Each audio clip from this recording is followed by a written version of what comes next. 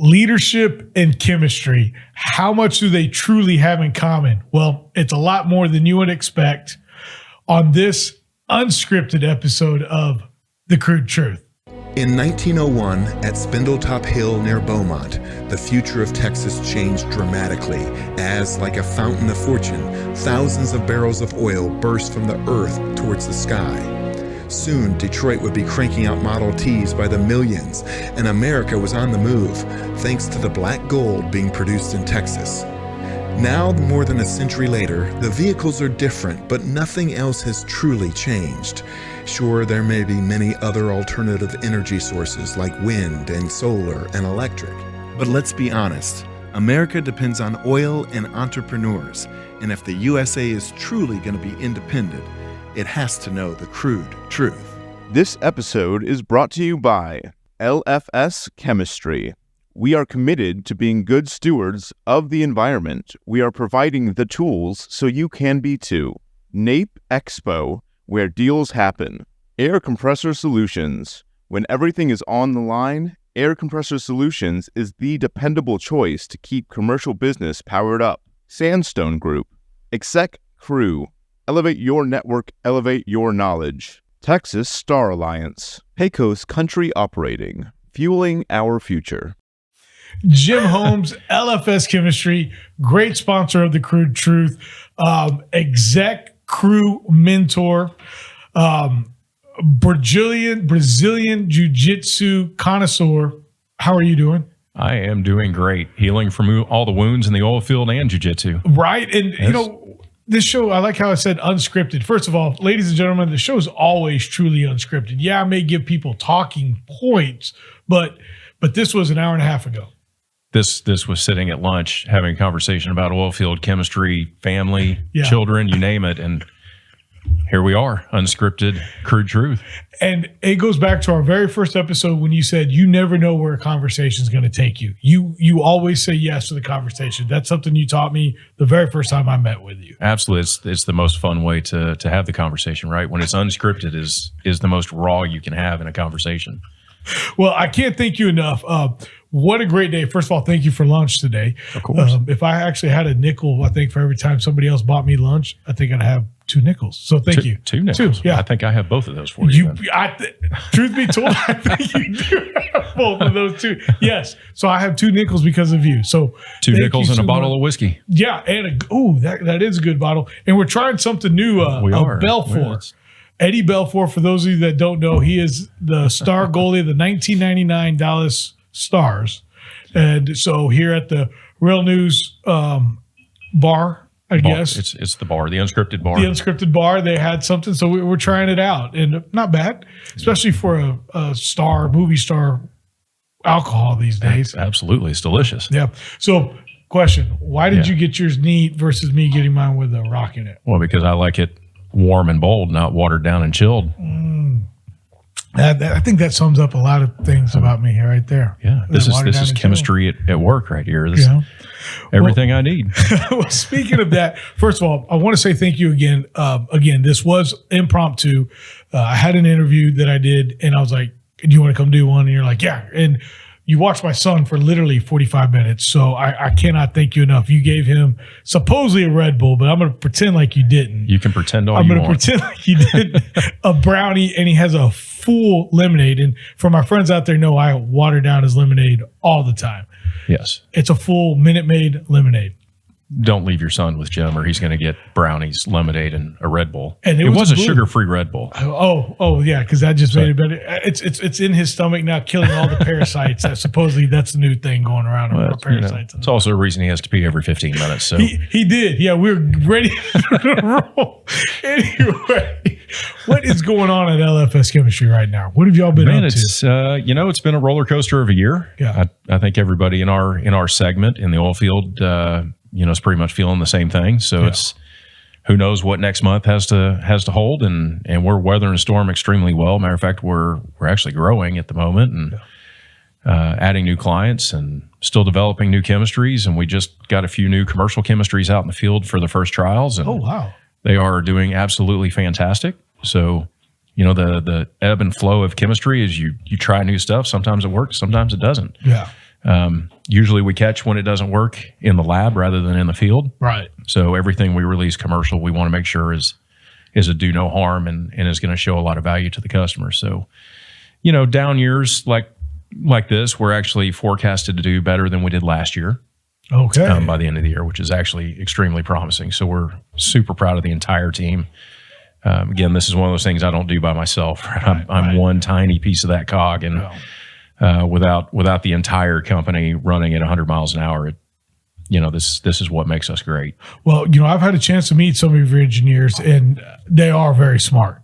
They're book smart, they're talented, smart, and it just blows me away. You talk about you never want to be the smartest person in the room, because that's truly a good thing, and you can always make jokes about it, right? Sure.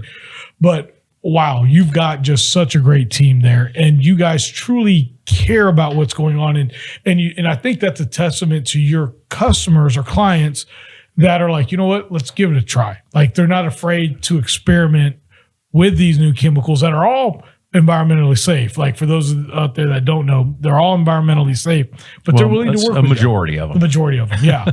The rest of them are designed to go down an oil well. So, there's the performance versus cost versus environmental friendliness, right? But at the end of the day, we're manufacturing as many of our chemistries as possible to be environmentally friendly. Right.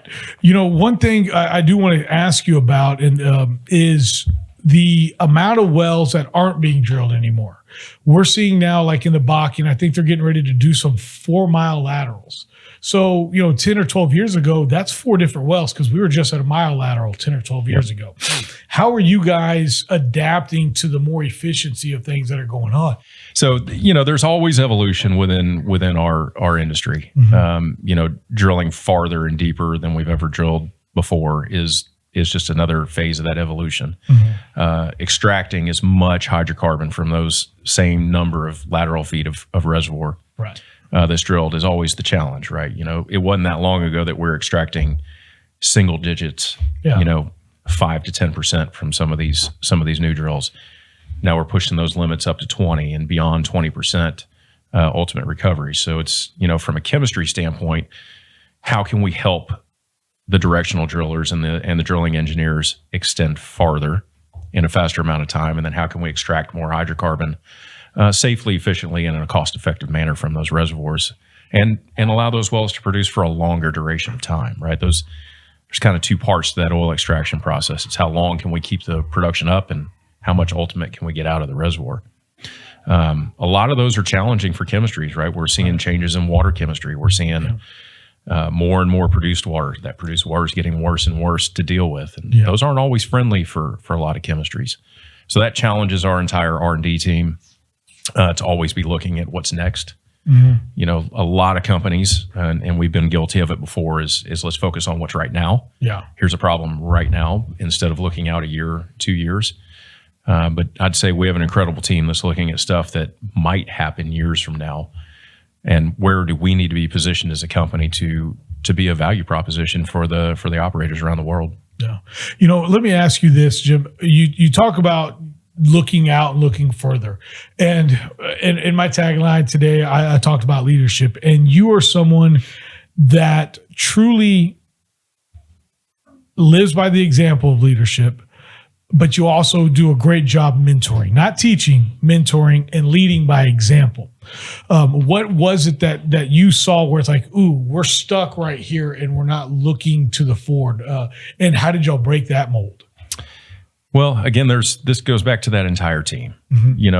My job primarily is just to set a mission and then help assist in execution of that, right? I've got incredible people that I work with every day that make all these individual components of making the business run absolutely fantastic. From the head of technology to the head of commercialization. These guys are the ones with really the long-term vision for where the chemistry itself needs to go. Yeah. My biggest role in the company is helping steer that ship into which direction should we go. Should we be pursuing new markets? Should we be expanding existing markets? Should sometimes doing both of those at the same time? Yeah. We haven't done a whole lot of expansion outside of our primary market segments. It's something that we had a lot of aspirations for in 2025. And, there's been some turbulence in the industry for 2025. So we reined a little bit of that back in and really kind of focused on what we were really good at and becoming even better at it. Right. So, again, it's not me in there saying we need to get from A to B. Really, my job is just to identify where is A and B. Okay. And then I let people do what they're really good at, and I stay out of the way. Yeah. I get updates from everybody on a regular basis. Sometimes I don't have any idea what they're talking about. So I ask a few questions, and other than that, it's trusting. It's trusting the entire team. I don't have a single part of the LFS organization that I don't trust. Okay. Today at lunch, we learned that we're both Eagle Scouts. Yes. And then your dad was even a park ranger at one time. Yep. So I can't imagine growing up. Like I like to always think I had a great growing up. My dad was people have heard me say before, a computer nerd, but we were camping from the time I was, I think, 3 or 5 years old, and it was always amazing. But to grow up with a park ranger, and I wanted to highlight that because I think that really, adds more to your aura of who you are, Jim. I do want to say that, but being an Eagle Scout, kind of throw this out there, what have you seen that's been able to lead you? Because as we also talked about before I let you answer is Boy Scouts of America is no longer, and it's Scouting of America or something like that. Yeah. But what can you take away from that Eagle Scout and earning all those merit badges and taking on leadership roles that prepared you to have such a successful company in LFS Chemistry? Yes, I think, back in the time when I was in Scouts, it was certainly one of those things that wasn't necessarily the coolest thing to do for a lot of the friends that I had, the so-called friends, right? That right. You eventually grow away from and find new friends that have more aligned interests in what you do. And, so Scouts for me was kind of twofold. And my dad really pushed this hard on me as for him, it was a lot like a college education in a way. And I'm not talking about the highly technical degrees, being a doctor or something like that. This was more, the arts degrees and things like that. It was more about you finished something you started. So for example, my dad did not have a degree in finance or business or investor relations, right? His was in forestry. But he never did that as a career much after college. He went into investor relations, and he was an editor for magazines, and he did everything but what his degree was in. But his biggest thing to that was, I finished. I started something and I finished it. And I think Scouts in a lot of ways was that. He would not let us not finish. Yeah. It was, you're going to see this through. You're going to stick it through because that's going to define who you are as a person as you get older. Now, that's not to say that in addition to that, all of the simple tasks that we learned, all the merit badges and all the other things that we got that were everything from knot tying to archery to rowing to one we always joked about, which was underwater basket weaving. It's not a real one, by the way, but it was always a challenge who could get the most of these little accolades within Scouts. And then, we also did basic survival skills. I have a couple that I have to go look up what they were called, but you got put out in the woods by yourself for 36 to 48 hours. Wilderness survival. Yeah, you got a tarp, and you got a match, and you got a pocket knife and a little packet of beef jerky or some dehydrated fruit. And it's like, hey, figure it out. Yeah. Now, then you didn't realize that you had adults watching you from just far enough away to make sure you didn't die out there. But, when you're 12, you're out in the woods by yourself, and you're just like, wow, you hear things and you see things and you observe things. And, so I think all that ties into your business relationship going forward is, when you're out there, it's raw, it's unfiltered. Yeah. There's no real preparation for that. You're kind of thrust into it, especially if you've never done it before. Yeah. And I think business is a lot like that. So you kind of build the team around you. In Scouts, that was building your shelter and creating your fire. In business, it's more about, do I have a healthy fire? Do I have a healthy shelter?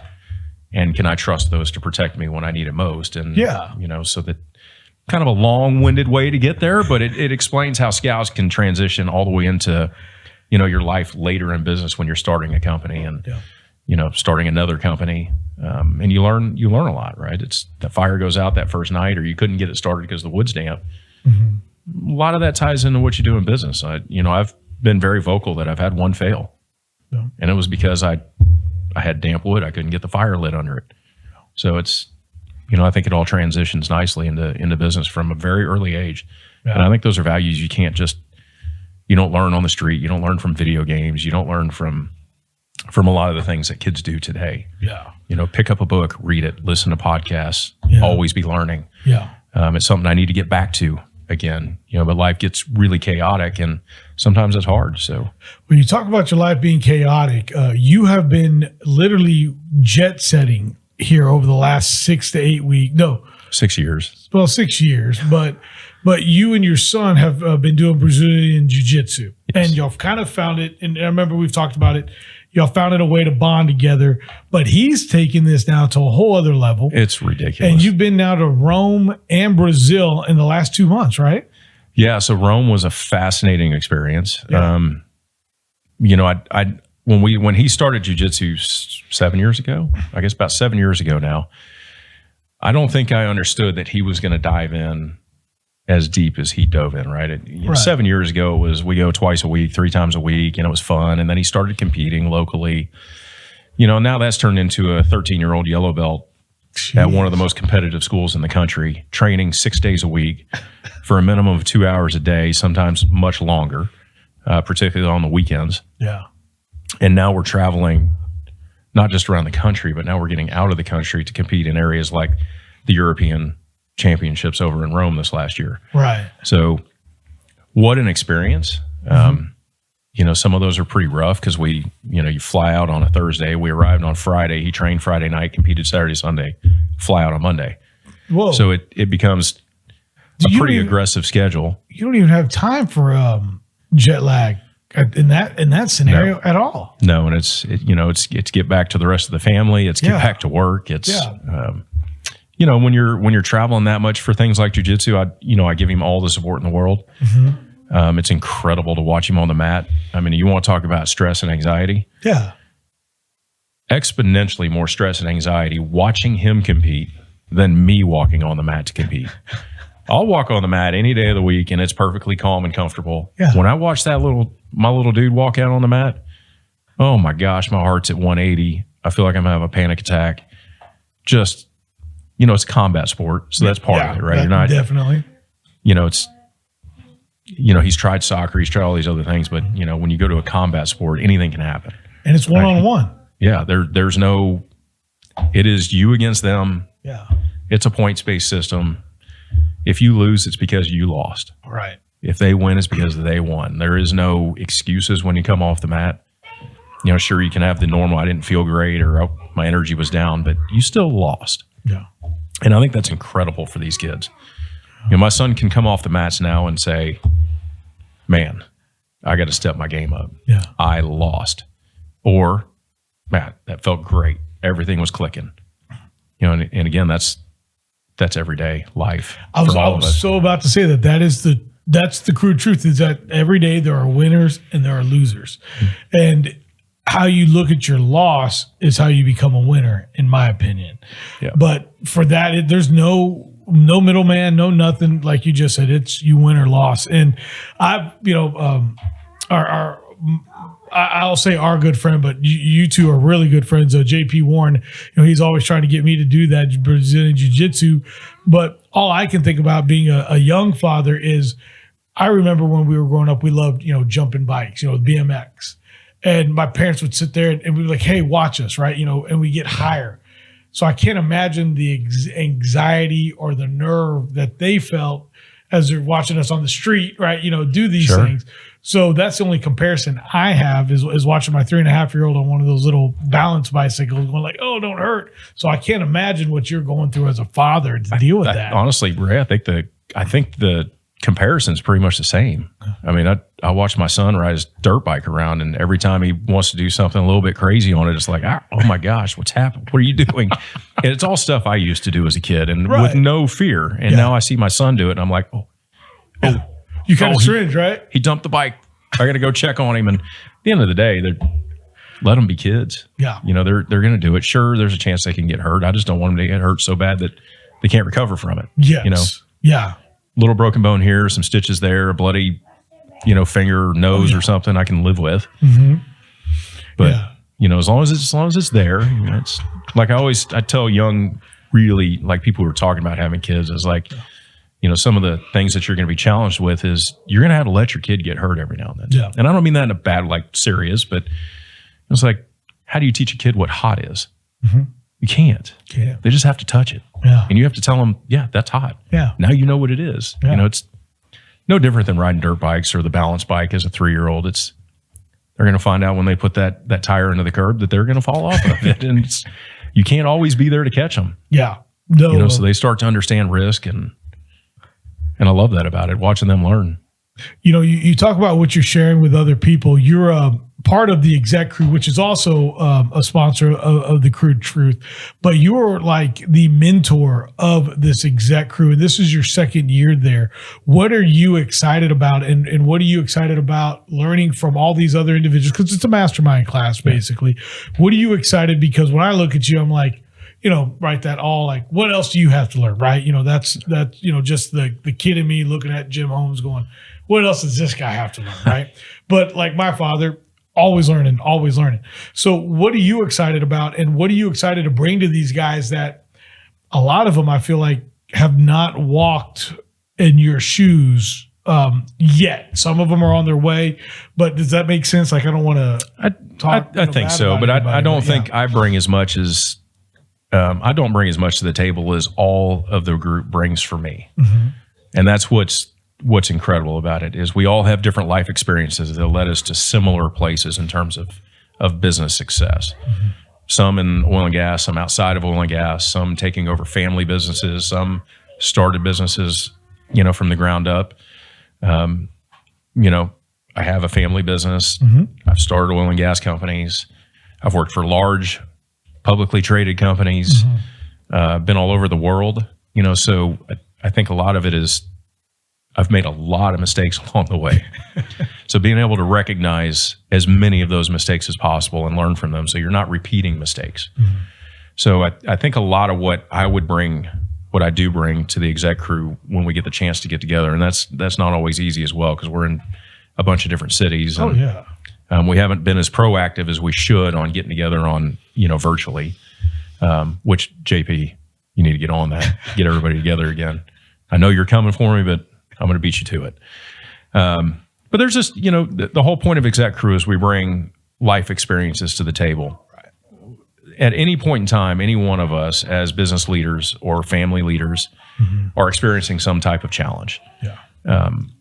Most of the time, what you find is in executive groups is that no one wants to admit it or talk about it. Right. You want to go into these meetings thinking that you know everything, or I've gotten through stuff before. I can get through this one also. That's not the case, and it's not the easiest path forward. Having a group like this is no different than reading books, listening to podcasts. They're just live. Yeah. Right. You get to actually interact and say, I can see how that applies to what I'm going through right now. Can we dive into that a little bit? Yeah. And sometimes when they dive into it, they realize that they could have done it better, which is even more impactful. Now we're getting down multiple levels to the root of some of this stuff and understanding why we even got into those positions to begin with. Right. Sometimes it's employee situations. Sometimes it's how do I break into this new market? Could be an international market. Not everybody has experience in all the international markets that we want to go play in. Yeah. So how do you tap into somebody that's already been there and done that? Yeah. Either successfully or unsuccessfully, you learn a lot from that.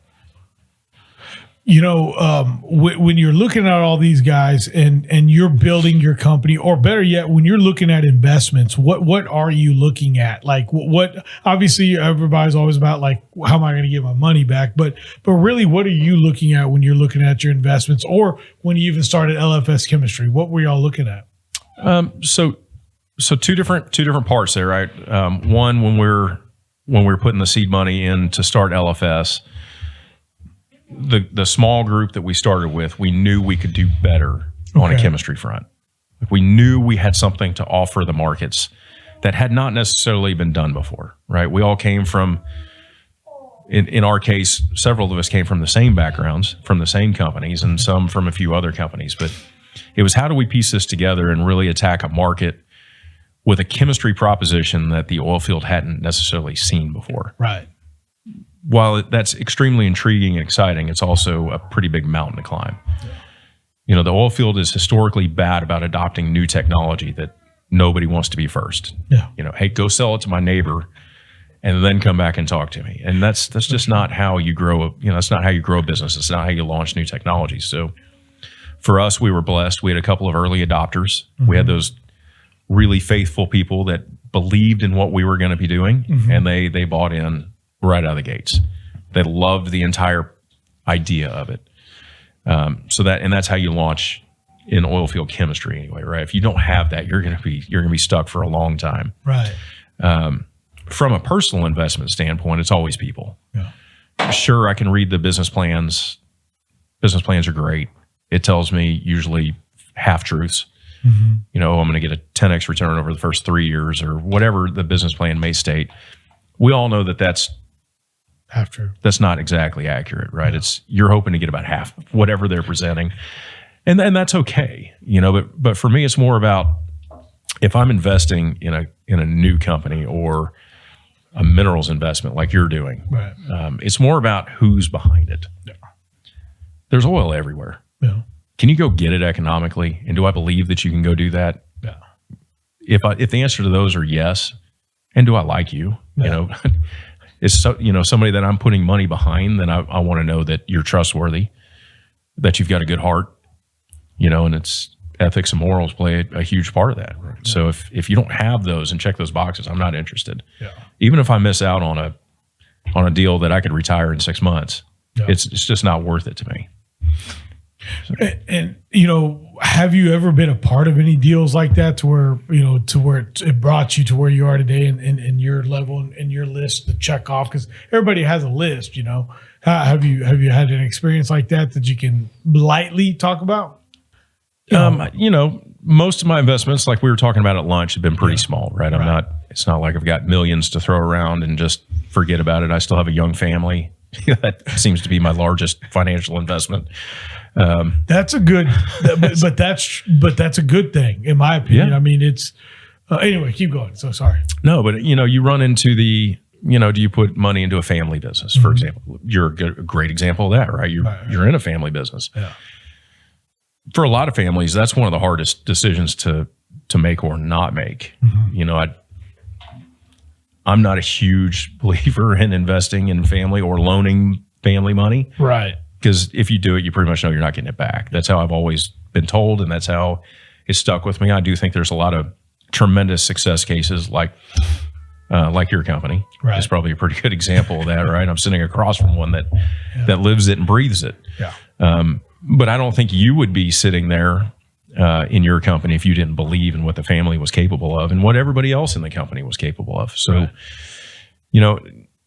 sure, I've had small ones, high risk that, I went ahead and dove into knowing it probably wasn't going to work, but that's why they were small investments. Yeah. It's a lot of the big investors out there, invest 10 times hoping to win one.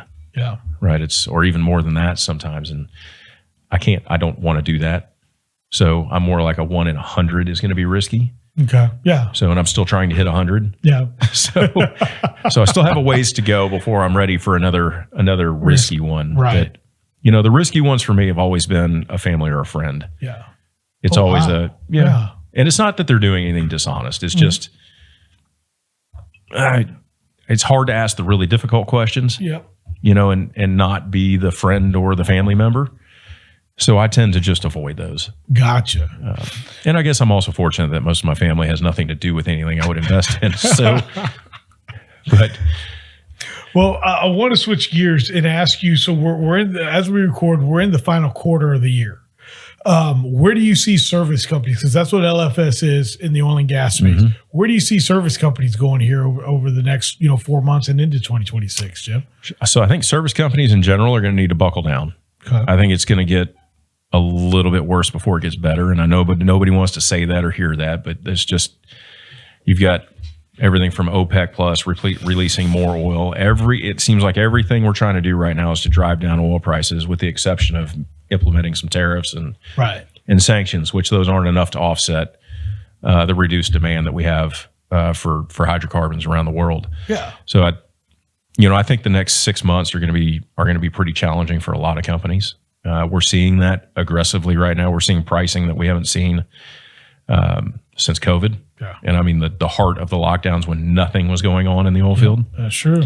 Matter of fact, we're hearing of some service pricing below pricing that was out there in, April, May, June of 2020. Okay. And that's a pretty scary place to be as a service company. Oh, wow. Yeah. That speaks to some cash flow challenges, which you never want to have in a company. Cash flow is king. Yeah. Cash flow is king. Amen. It means that companies aren't adjusting fast enough, or they didn't plan ahead well enough for this, right? You still have the typical oil field. Times are good. We're going to take on debt. Times are bad. How do we pay for the debt? We take on more debt. Yeah. And that catches up to you. And we see that across the board in a lot of companies. It's one of the other reasons it's great to be a private company. Yeah. So our company's financials aren't public. They're not out there. But, we also, when we started LFS, we had a plan for this. Mm-hmm. We weathered COVID as a 9-month-old company. True. That is true. I mean, frac went down to almost nothing for a couple of months, and we still weathered that storm, and we came out without any debt. Yeah. We're going to weather this one just fine. We're actually, we're blessed. Mm-hmm. Again, the entire team is working harder than they've ever worked before. Yeah. And that's what it takes is everybody running lean and outworking everybody else to sell the value proposition. So a lot of service companies aren't in the same position we're in. A lot of service companies sell the same product that their competitor sells. Right. Maybe they have a little twist on it, and that's fine. That's the position they're in. A lot of what we sell is something you don't have to complete a well, for example. Yeah. Right. So a lot of our technology, you don't have to have it to complete a well, but we need you to want it and see the value in that. So that makes that sales cycle pretty challenging in some cases. I mean, if I can just for, and I'm not trying to over embellish, but I mean, if I can use your chemicals and go for 50 barrels a day to 100 barrels a day, that's a no brainer. And that's our goal for you. Exactly. So today was just a great impromptu talk. Yeah. I'm excited that you're going to be at the Permian Basin International Oil Show. And there we're going to kind of dive back into LFS Chemistry, almost come full circle.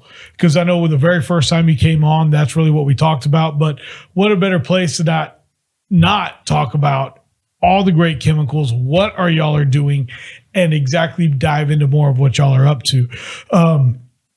And so as we kind of wrap up here, I just want to see if you had any messages for anybody out there and just kind of see what you got going on in the future. Well, Ray, that was a great lead in. Yeah. Because you know exactly where I'm going to go with this. Exactly, and that is, I think it was a podcast or two ago that JP did where he ended it with, "I'm coming for you, Jim Holmes." Oh, he wanted you on the mat. And he never did, which just tells me that he might have been slightly intimidated and a little bit of a keyboard warrior there. So, JP, dude, I'm coming for you. You did not call him that a for a call out? Warrior. You call him a keyboard warrior? I did call him a keyboard warrior. You see how many LinkedIn posts that guy makes? Holy cow. Those are fighting words right there. JP, I'm sorry about that. So we're going to edit that. We're going to edit that. We're really not going to edit that. We're not going to edit that. No. Well, Jim, for those individuals that are looking for LFS Chemistry and want to get in contact with you guys, how can they do that? Again, the best way to do that is either through LinkedIn. You can catch all of our contact information there. Obviously, LFS Chemistry incorporated on LinkedIn, or www.lfschemistry.com. That is LFS, not IFS. We get that quite a bit. I don't know why. But that's the best way to get in touch with us, unless you know one of the other guys' phone numbers by heart. I don't, so I'm not going to repeat them all right now.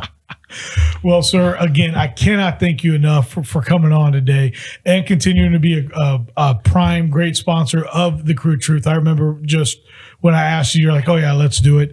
I hope we bring value to what y'all are doing. And I do know that y'all bring value to all y'all's clients, and what y'all are doing is environmentally safe. And it actually helps the American people because it gets more production out of those oil wells. So thank you so much. And soon to be in a Pecos country well. Oh, there we go. I love it, sir. Not letting you off the hook now. Well, for those out there, if you got any questions for Jim, please let me know. Or as my son likes to call him, Mr. Jim. And Jim, again, thank you so much, sir. And thank you for lunch. And to all our listeners out there, thank y'all as always. And we'll see you again on another episode of The Crude Truth. Again, The Crude Truth would like to thank today's sponsors: LFS Chemistry, Nape Expo, Air Compressor Solutions, Sandstone Group, Exec Crew, Texas Star Alliance, Pecos Country Operating, and Real News Communication Network. The easiest way to start your own podcast and TV show? Real News Communications Network. Stand out from your competition. Produce streams of high-quality social media content. Become a thought leader in your industry. With RNCN, you get to be the host. We handle everything else. Tour one of our 3 locations in Dallas, Fort Worth, and the Colony. Call 972-402-6333 or visit launchashow.com to find out more.